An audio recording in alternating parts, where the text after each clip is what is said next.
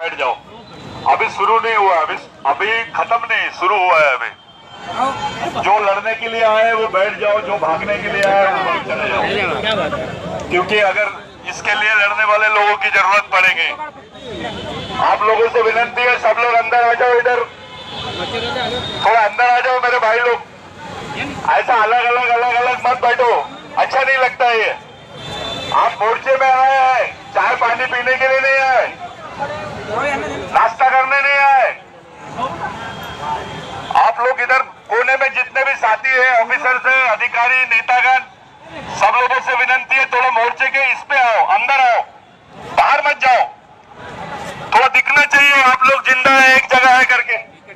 सिर्फ नारे लगाएंगे कि हम एक जगह है, ऐसा एक जगह नहीं होना, ये झूठा है। असली में एक जगह होना चाहिए। सब लोग आ जाओ, अंदर आ जाओ। इधर से विनती है भैया, सब लोगों को बोलो इधर थोड़ा अंदर हो जाओ। राकेश, सब लोगों को बताओ इधर अंदर आ जाओ करके। आ जाइए भैया, प्लीज अंदर आ जाओ मेरे भाई लोग। आप लोगों के सामने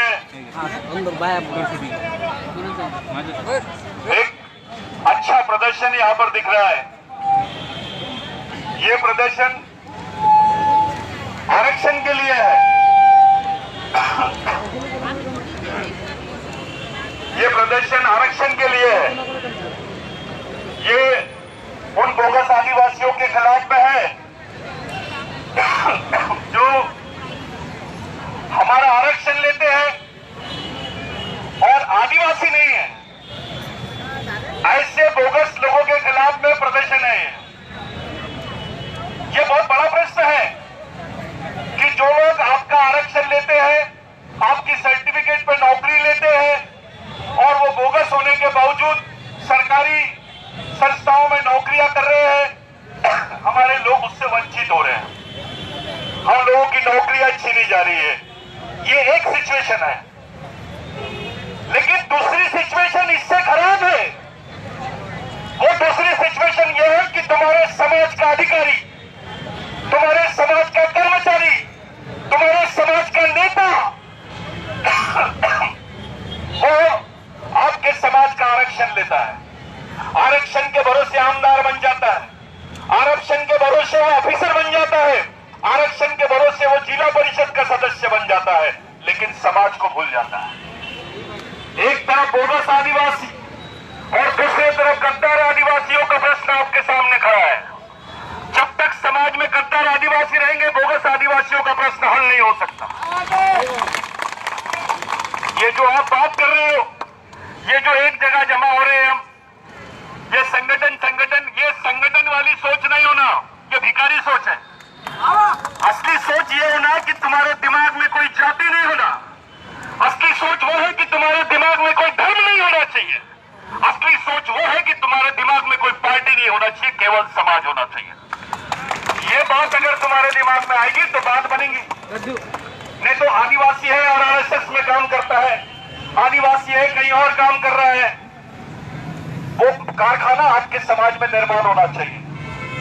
उस कारखाने को निर्माण करो जिसकी जरूरत है, जिससे समाज एक जगह आ सकता है, उस कारखाने को निर्माण करने की बात होनी चाहिए। मैं वो संगठन का हूं, मैं वो संगठन का हूं, मैं राष्ट्रीय नेता हूं, अचार डालेंगे। मैं मिनिस्टर हूं, क्या कर लिए? मेरा बाप भी आदिवासी, बोगस आदिवासियों के खिलाफ में लड़ रहा था। अब मैं भी लड़ रहा हूं, आने वाली जनरेशन भी बोगस आदिवासी के खिलाफ में लड़ रही है। प्रश्न वैसी से दिन ब दिन प्रश्न बढ़ते जा रहे हैं, खत्म नहीं हो रहे, बढ़ रहा है। इसके पीछे के राजनीतिक कारण नहीं है, इसके पीछे के सामाजिक कारण है। इस पीछे जब बीजेपी की सत्ता रहती है तो कांग्रेस वाले कुछ नहीं बोलते और बीजेपी वाले चुपचाप रहते हैं। जब कांग्रेस की सत्ता रहती है तो कांग्रेस वाले कुछ नहीं बोलते, बीजेपी वाले चुपचाप रहते हैं। आज एक ऑफिसर है, वो अपने बच्चे को पढ़ा लेता है, अपने बच्चे को अच्छी जगह ट्यूशन लगा लेता है, उसका बच्चा इंजीनियर डॉक्टर बन जाएगा। लेकिन ऐसे कई मजदूर है बेचारे जो सोचते हैं उनके बच्चों को चांस नहीं मिलता है, उसके बारे में कोई बात नहीं करता है।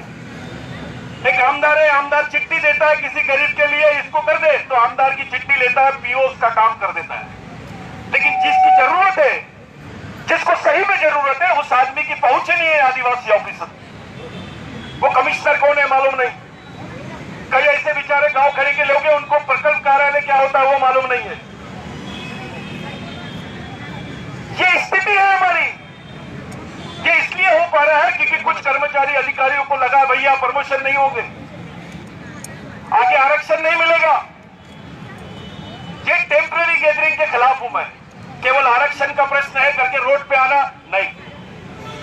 आज नंदुरबार में एक 16 साल की लड़की के साथ, 14 साल की लड़की के साथ 4 लोगों ने बलात्कार किया और उसका मर्डर कर दिया।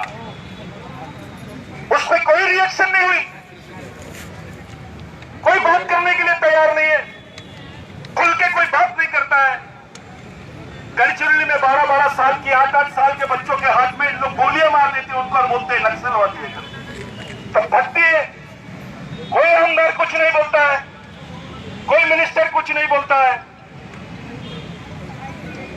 अरे पढ़े लिखे समाज के कर्मचारी अधिकारियों का काम है कि वो समाज की बागडोर संभाले, उसकी वैचारिक बागडोर संभाले।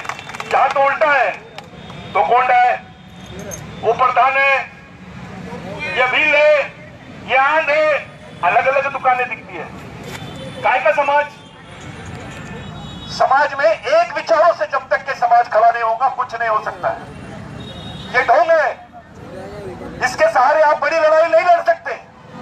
आप जाति के सहारे बड़ी लड़ाई नहीं लड़ सकते, धर्म के सहारे बड़ी लड़ाई नहीं लड़ सकते। आपको समाज की जरूरत है। इस समाज को मिशनरी कैसे बनाओगे? इस समाज का लड़का, आने वाली पीढ़ी, लड़कियां, लड़के, नए नए लड़के तैयार कैसे होंगे, बोलेंगे कैसे, उस पर बात करो, उस पर पैसा लगाओ, वो मशीन खड़ी करो। और जिन लोगों के खिलाफ में हम लड़ रहे हैं, उनके कर्मचारी समाज के लड़कों को मिशनरी बना रहे हैं, वो अपने मिशन खड़ा कर रहे हैं। ये 40 साल में मैंने देखा असली आदिवासी असंगठित हो गए और बोगस आदिवासी संगठित हो गए। ये रिजल्ट है 40 साल में। बड़े बड़े नेता बोलते थे कि भैया मैं रिजिग्नेशन दे दूंगा, मैं इस्तीफा दे दूंगा। मैंने कई मोर्चे देखा हो यहाँ। ये अक्सर करके कोई नेता और कोई अधिकारी हमको बर्दाश्त नहीं करते, क्योंकि सच बर्दाश्त नहीं होता किसी को। ये सच्चाई है। कई मोर्चे देखा मैंने, कितने लोगों ने इस्तीफा दिया बताओ मेरे को। कौन बात करता है? खुलेआम कौन बात करता है?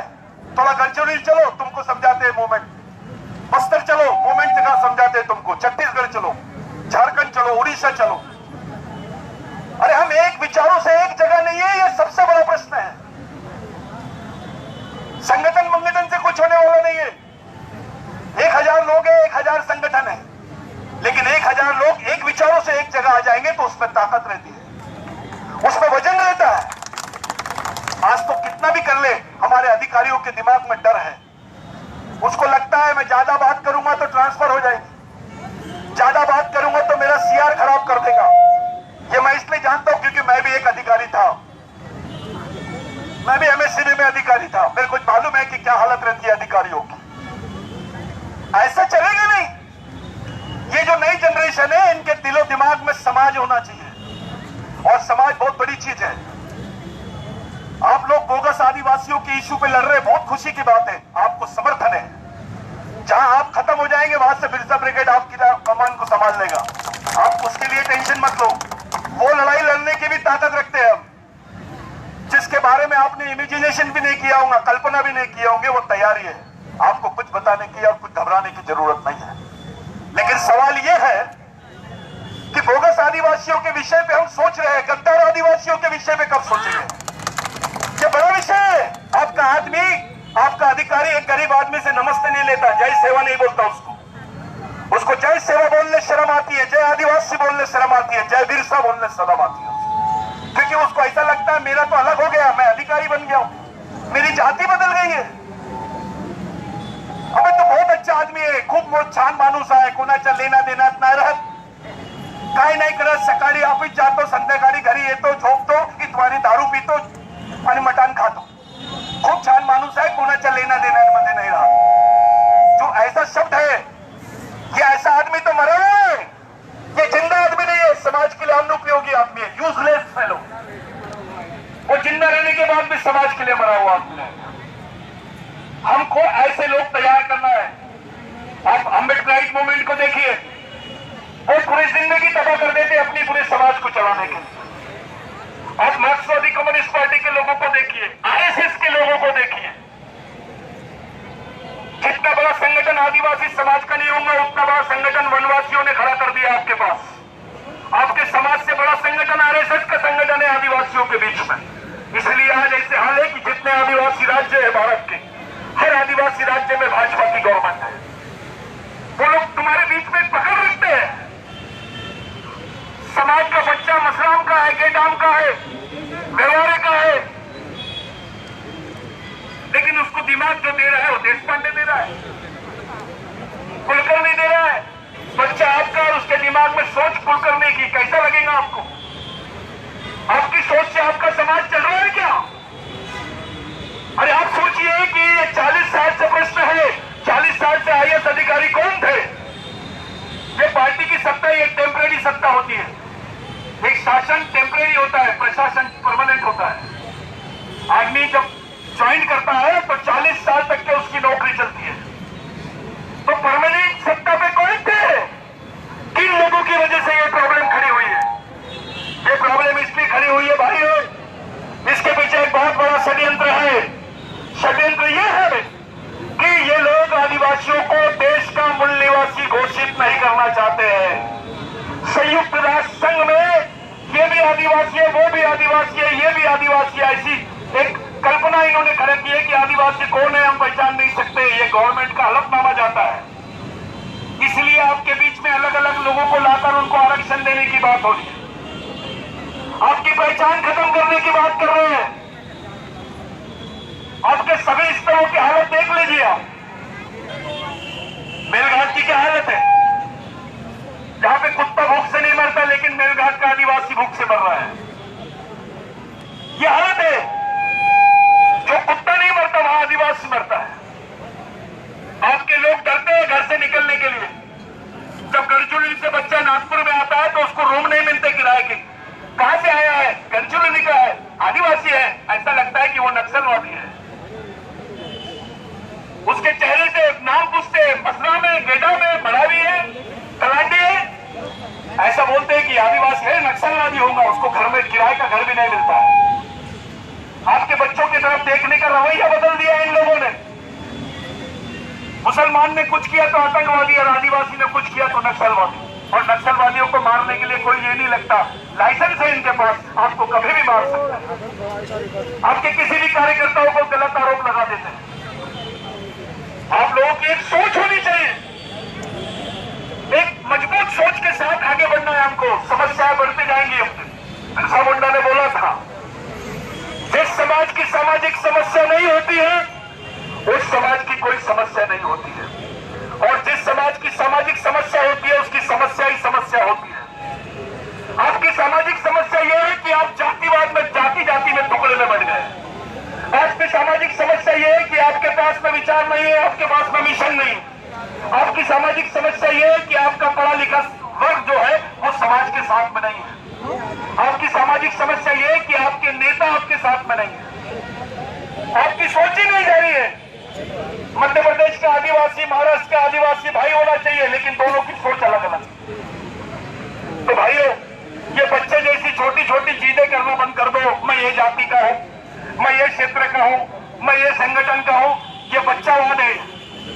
जैसे बच्चे चिल्लाते हैं उनको चॉकलेट दे देते, ऐसी सोच है। बड़ी सोच रख के जियो, क्योंकि आपका दुश्मन आपसे बहुत मजबूत है। उसके लिए आपके पास में एक अलग सोच की जरूरत है। उस सोच के भरोसे आप जा सकते हैं, इसलिए आपको मिशन चलाना पड़ेगा। सब समाज और लोगों के देखिए मिशन चलते हैं, आदिवासियों का भी मिशन चलाना पड़ेगा। और यही काम पिछले 20 साल से बिरसा ब्रिगेड के माध्यम से हम लोग कर रहे हैं। आज देश के 12 राज्यों में नेटवर्क है आप लोगों का। आज समाज के लोग जान रहे हैं। कुछ लोगों को बुरा लगता है, कुछ लोगों को ऐसा लगता है कि ये गलत बात कर रहे हैं, ये ऐसी बात करते हैं। ये गलत बात नहीं है, यही सच है। इसके सिवा दूसरा रास्ता आपके पास में नहीं है। कोई विकल्प अपने समाज के साथ में नहीं है। कौन सी पार्टी आपके साथ में खड़ी है? नहीं है। कौन सा नेता आपके पास में राष्ट्रीय स्तर पे नहीं है? कौन से लोग आपके पास में है बताइए? कौन सा कर्मचारी अधिकारी संगठन है जो आपके बच्चों की तैयारी कर सकता है, उसको सामाजिक रूप से, शैक्षणिक रूप से और राजनीतिक रूप से तैयार कर सकता है? नहीं है। कैसा होगा ये? तो ऐसा हो गया आपके बंदूक में गोली नहीं और लड़ाई के मैदान पे आप, फिर उससे अच्छा लाठी पकड़ के निकल जाते तो बुरा जाता। तो बिगर गोली की बंदूक मत चलाओ, उसको पकड़ो भी मत। और दुश्मन पागल नहीं है कि आप दुश्मन के कारखाने से बंदूक खरीदेंगे और दुश्मन के खिलाफ में लड़ाई लड़ेंगे, और दुश्मन इतना बेवकूफ है कि आपको अपने आप को मारने के लिए बंदूक थमाएगा। ये धोखा है। हमारे लोगों के बीच में अलग अलग विचारधारा का घुसपैठ हो रहा है, उससे सतर्क रहो। अपनी सामाजिक पहचान, अपने सामाजिक विचारों को बचा के रखो। ये विकल्प है अपने सामने। समाज का छोटा आदमी है, उसको साथ में लाओ। कोई कोलाम है, उसको साथ में लाओ। कोरकू है, उसको साथ में लाओ। आंध है, उसको साथ में लाओ। भील है, हल्बी है, उसको साथ में लाओ। जब तक के समाज एक जगह एक विचारों से नहीं खड़ा होगा, तब तक के हम बच नहीं सकते। बचने के लिए आपके पास में एक वॉल होगा, जिसको सोशल प्रोटेक्शन वॉल बोलते हैं, जिसको सामाजिक संरक्षण दीवार बोलते हैं। समाज आपका, समाज का एक एक आदमी आपके पास होना चाहिए। अरे अब तो साइंस ने भी बोल दिया है कि भारत के जितने आदिवासी है, सबका डीएनए एक है। आपका डीएनए एक है, आपकी संस्कृति एक है, आपका दुख एक है, आपकी लड़ाई एक है, तो समाज भी एक होना चाहिए। और जब समाज एक है तो तुम्हारी विचारधारा भी एक होनी चाहिए। मैं ये जंगल का शेर, मैं वो जंगल का शेर, मैं वो जंगल का शेर। तो ऐसा शेर जो भगता है उसको गोली मार देते हैं। शेर का भी संगठन होना जरूरी है, न तो कुत्ते उसका शिकार कर देते हैं। अगर सही में ईमानदारी से समाज के लिए काम करना है तो ये केवल टेम्परेरी वाली बात मत करो, परमानेंट वाली गाड़ी में बैठ जाओ। आपको ये टेम्परेरी बात नहीं, केवल इश्यू आया तो सब जमा हो जाते हैं, ऐसा नहीं। एक जगह कुछ हुआ तो पूरे देश में आग लग जाना चाहिए आदिवासियों के बारे में। और केवल भारत का ही आदिवासी नहीं, तो दूसरे देश के भी आदिवासी आपके समर्थन में खड़ा होना चाहिए। उस बारे में सोचो, उसके बारे में सोचो। अभी ये लड़ाई राष्ट्रीय लड़ाई नहीं है, अभी अंतरराष्ट्रीय लड़ाई हो गई है।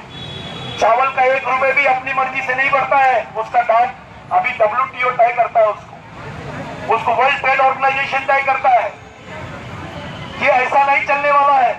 ये लोग तो चॉकलेट देंगे, ठीक है आम्ही तुमचं काम करून देऊ, तुमची मागणी पूर्ण करून देऊ, ऐसा चॉकलेट देंगे। कोई भी गवर्नमेंट रहेगी तो उसकी यही भाषा रहेगी। कोई गवर्नमेंट तुमको बोलेगी नहीं कि हम तुम्हारा काम नहीं करते, लेकिन तुम्हारा कांड करते हैं। वो काम नहीं, कांड ही करते हैं अपने लोगों का। ये ध्यान में रखिए आप।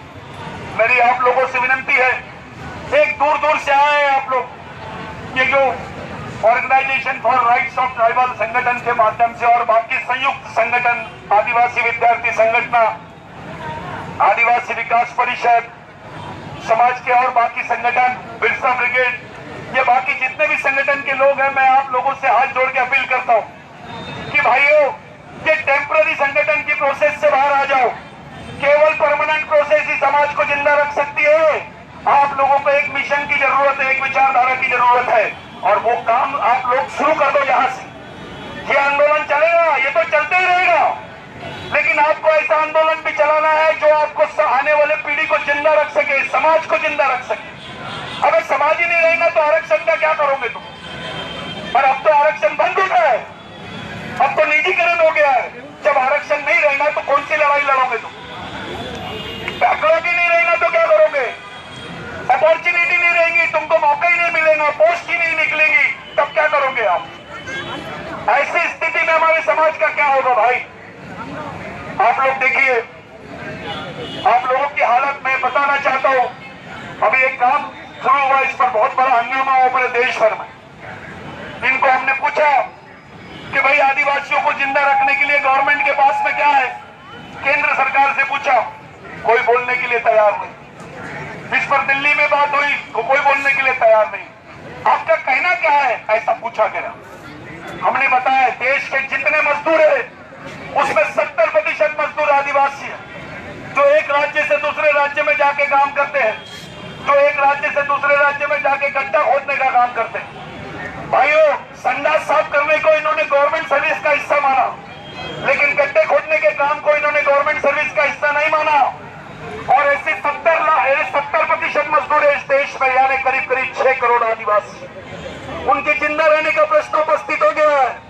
अब वो गड्ढा खोदने वाला आदमी को काम भी नहीं मिलेगा, क्योंकि गड्ढा खोदने की मशीन आ गई है। ये ठेकेदार लोग मशीन से काम लेते हैं, वो भी नहीं मिल रहा उसको। इसका परिणाम ये हुआ है कि आपके लोग 800 रुपए में अपना खून बेच रहे हैं। आपके अमरावती में जाइए, आप नंगुरबार से आए होंगे तो उनको पूछिए, आपके लोग जिंदा रहने के लिए अपना 800 रुपए में खून बेच रहे हैं। कोई किडनी बेच रहा है, कोई अपने बच्चों को बेच रहा है। ये हालात बन गए उन लोगों के। यहाँ तो बैठे हुए सबके बदन पे कपड़े दिख रहे हैं मेरे को। एक समाज और है जो जंगल में है, तुम्हारे जैसा ही है, वो बहुसंख्यक है, ये तो 10% भी नहीं है। उनके हालात पूछिए आप, उनके बारे में जानिए। डॉक्टर बोलता है खाना खाएंगा तो खून बनेगा, लेकिन गवर्नमेंट बोलती है खाना होना तो खून देना पड़ेगा। ये आदिवासियों से बात करने का तरीका है। तुम्हारे बच्चे कुछ बात नहीं कर पा रहे। सारा बच्चा पढ़ने के पहले 4 साल का होने के पहले उसका वो मर जाता है। मेलघाट में जाइए, 4 साल के बच्चे का बर्थडे मनाते हैं, उसका नामकरण करते हैं, क्योंकि उनको मालूम रहता है ये 4 साल तक के ये बच्चा जिंदा नहीं रहेगा। ये मालूम रहता है। ये हालात है अपने लोगों के। गढ़चिरौली की हालात ले लीजिए आप। बाबा आमटे 3 एकड़ जमीन थी उनके पास, आज 3000 एकड़ जमीन है। कई बैंक बैलेंस से उनको राष्ट्रपति पुरस्कार, इंटरनेशनल पुरस्कार मिल गया, और उसी गढ़चिरौली का आदिवासी बेचारा गांव छोड़ के चले गया। सवाल ये खड़ा होता है कि बाबा आमटे का विकास गढ़चिरौली में हो सकता है तो आदिवासी का क्यों नहीं हो सकता है? जिस पर बात करने के लिए कोई सामने नहीं आता। ये बात हमारे सामने आनी चाहिए, ये हमारे दिमाग में आना चाहिए, हमारी माँ बहनों के दिमाग में आना चाहिए। भाइयों, समाज बहुत बड़ी चीज है। ये एक इशू है जिसके लिए आप लोग यहाँ पर आए हैं। इस इशू का हम लोग समर्थन करते हैं, इस आंदोलन का हम लोगों को समर्थन है। और हमने पहले ही बोल दिया था पहली मीटिंग में कि आप विदर्भ स्तरीय करो, बड़ा गैदरिंग करो, ऐसा हल्का फुल्का मत करो, वजन बढ़ना चाहिए समाज का, ऐसा काम करो। और ये हो रहा है, ये बहुत खुशी की बात है। आप यहाँ पर आने वाले हर एक गांव का व्यक्ति, हर क्षेत्र का व्यक्ति, अधिकारी, कर्मचारी, नेता, ग्राम पंचायत सदस्य और आम नागरिक, मैं सब लोगों का जोरदार तालियों से स्वागत चाहूंगा। उनका आप लोग हौसला बढ़ाइए। आप लोगों का बहुत बहुत धन्यवाद नागपुर तक आने के लिए। आप लोग बहुत बड़ा काम कर रहे हैं। ऐसे समय पे जब समाज के बड़े बड़े नेता नींद में सोए हैं, तब समाज का आम आदमी जागरूक है। इसका मतलब ये है कि कहीं तो भी एक उम्मीद बाकी है, अभी पिक्चर बाकी है। टाइगर जिंदा है, आदिवासी जिंदा है, ये दिमाग में आ रहा है सबके। मैं आप लोगों से विनती करता हूं कि इस मोमेंट को बढ़ाइए, इस मोमेंट को एक वैचारिक स्तर पर लेके जाइए। मेरे को एक जन ने बोला गोंडी में बोलो ना वड़की का बांध गोंडी थे, मेरा वड़किया गोंडी से वड़किया मेरे को लागिन तो गोंडी से भी वड़किया है कि हल भी मंदो, ठीक है, और कुछ समाज में मानक मंदो, आन समाज में लोग मानक मंदो, जहाँ भाषा बहुत समझे मायने को। हाँ, फिर समाज के भी लोग हैं नाकुन इतने डोके अपलोतन वक्ता भाजे, वक्ता ही भाजे, अपलो भाषा ते वक्ता ही भाजे। अपनी भाषा में तो गर्व होना चाहिए। अरे जब संस्कृत नहीं थी तब गोंडी थी, जब संस्कृत नहीं थी तब कोरको बोलते थे लोग, जब संस्कृत नहीं थी तब हल भी बोलता था आदमी, जब संस्कृत नहीं थी तब आंधों की भाषा थी वहां पर। ये संस्कृत तो अभी टेम्पररी है, ये 3000 साल पुरानी भाषा है। आदिवासियों की भाषा तो 10,000 साल पुरानी है। मेरे को एक जन ने पूछा, मैं जाने बाकी लोग बोलने के हैं, मेरे को एक जन ने पूछा कि भाई तुम्हारे लोग महुए के पेड़ की क्यों पूजा करते हैं? तो मेरे को बोले यार तुम मीठा बात कर रहे हैं। नहीं बोले तुम्हारे लोग महुए के पेड़ की इसलिए पूजा करते हैं क्योंकि महुए की दारू पीते हैं। ऐसा चला है, ये रामदेव बाबा गैंग का नाम है, तो इन्होंने चलाया महुए की झाड़ की पूजा क्यों करते हैं। तो मैंने बोला अबे जब गेहूं नहीं हो रहा था, जब चावल नहीं होता था, तो यही महुए के एरुक और उसकी रोटी बना के लोग खाते थे। आज से 10,000 साल पहले आदिवासी उसी महुए के झाड़ को मानता है जिसके ऊपर पूरा पेट चलता था, उसका जीवन चलता था। इसलिए 10,000 साल से लेकर आज तक महुए के झाड़ का आदर, उसका सम्मान और उसकी पूजा आदिवासी समाज के लोग करते हैं। जो समाज 10,000 साल से एक झाड़ के साथ बेईमानी नहीं किया, वो इंसान के साथ कैसे करेगा?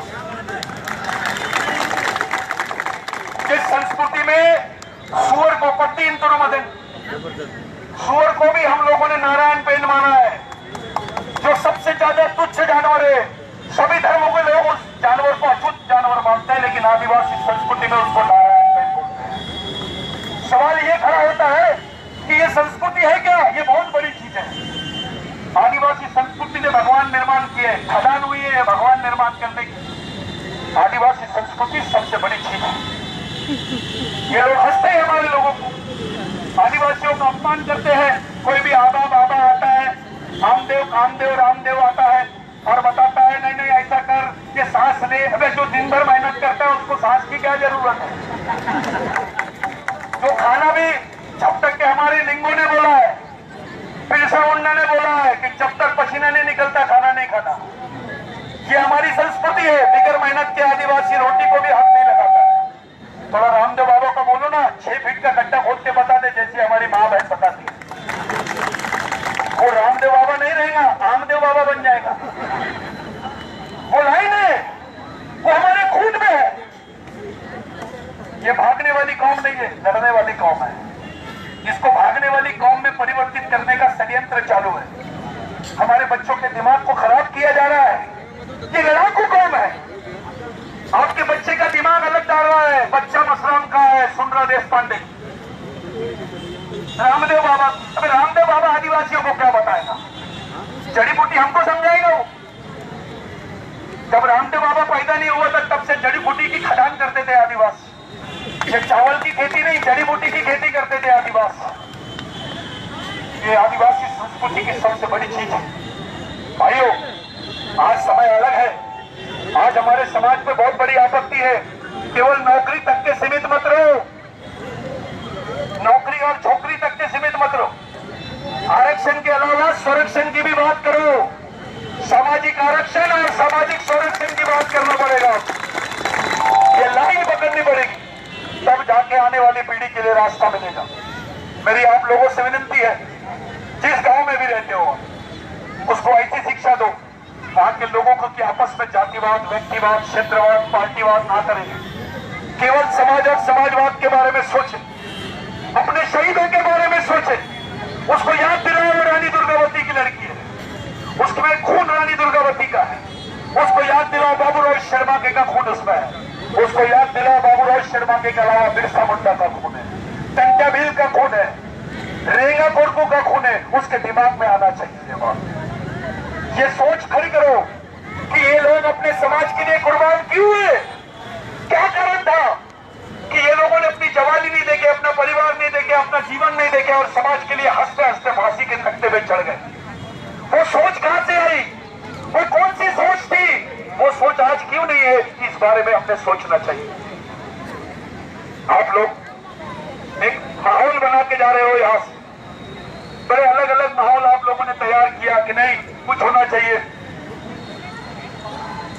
30 तारीख पे याद रखना है आपको।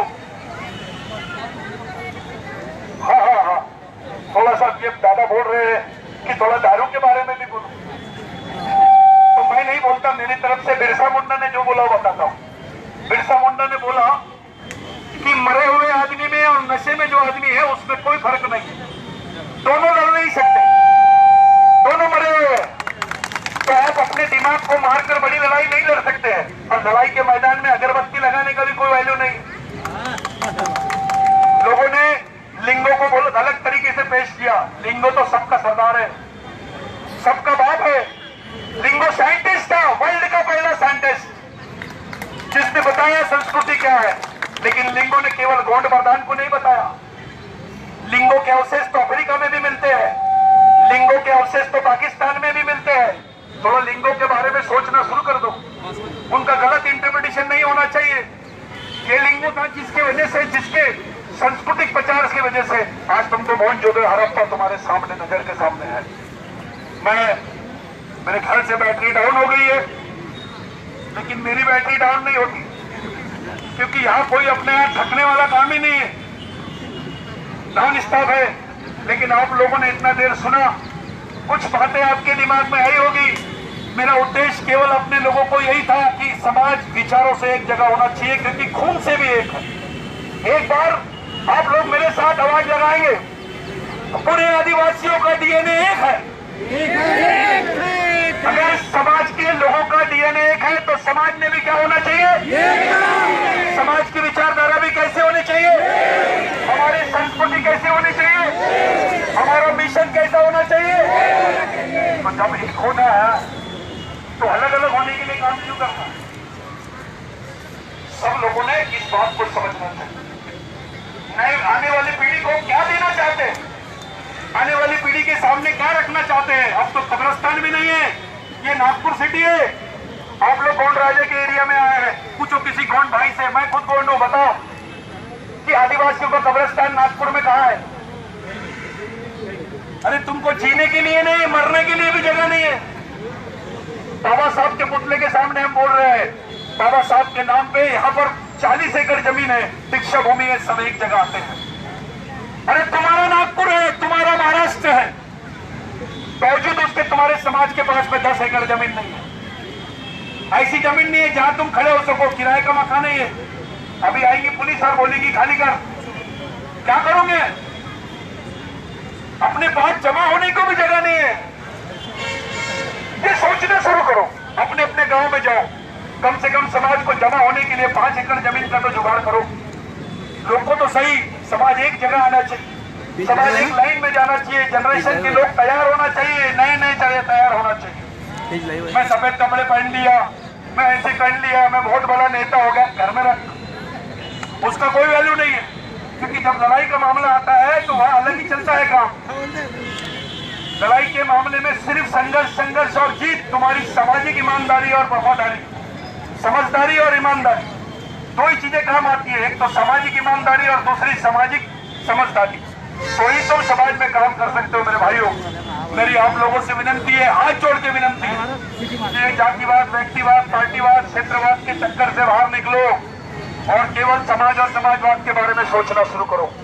अपने समाज को एक नई जनरेशन को खड़ा करने के लिए बात करो। ये बहुत बड़ा आयोजन है, ये बार बार बोल रहा है कि भाव हो गया, मेरा हो गया। मैं ऐसा समझता हूँ कि इसकी बात को सम्मान मैंने देना चाहिए। आप लोग जिन लोगों ने ये आयोजन किया, मैं उनका बहुत बहुत धन्यवाद देना चाहता हूँ और ये प्रॉमिस करके जाता हूँ आप लोगों के सामने खुले तरीके से कि ये लोग अगर इस आंदोलन को छोड़ भी दिए तो मूवमेंट के लोग इस आंदोलन को छोड़ेंगे नहीं, और जो लोगों ने इस आंदोलन को बढ़ाया और वो भग गए तो उनको भी नहीं छोड़ेंगे। क्योंकि लड़ने वाला ही पसंद है, भगने वाला पसंद नहीं है। क्योंकि आदिवासी लड़ाकू कौम है, हमारे खून में लड़ना है। आप लोगों से मेरी यही अपेक्षा है। धन्यवाद। जय बिरसा, जय आदिवासी, जय सेवा। धन्यवाद दादा। आदिवासी एक को, भारत के आदिवासी एक को, देश का आदिवासी हिंदू नहीं, देश का आदिवासी हिंदू नहीं, देश का आदिवासी हिंदू नहीं। हमको लड़ना है, बोगस को हटाना